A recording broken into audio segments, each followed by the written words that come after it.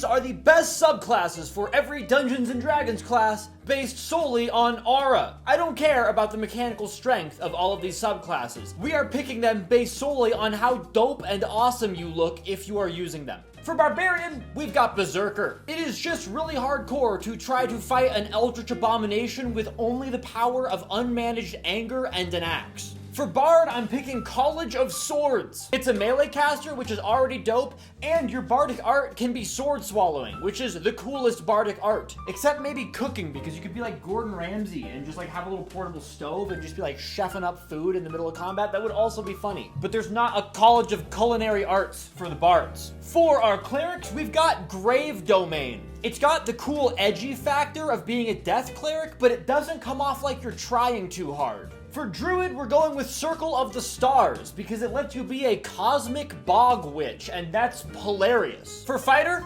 Eldritch Knight. Battle Mage is the peak fantasy character aesthetic. You can't change my mind on that. I know that Eldritch Knights are bad, but you can pry casting shield and full plate armor from my cold hands.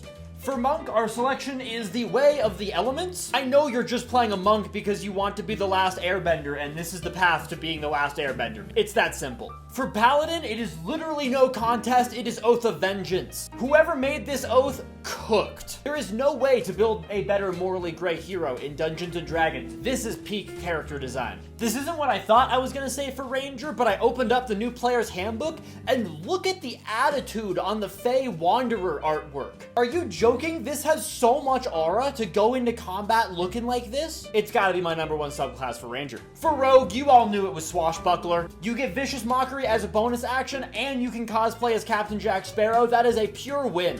For Sorcerer, it's Wild Magic. Easy. Any subclass that gives you the opportunity to turn into a potted plant in the middle of combat is peak, and you can't change my mind about that. For Warlock patrons, we have, not this. For Warlock, we're going with Hexblade. It's just a paladin that listens to My Chemical Romance, and I think that that's a beautiful thing. And finally, for Wizard, we're going with Bladesinger, because I maintain that melee casting classes have the most aura possible in Dungeons & Dragons. These are the best subclasses. Okay, bye.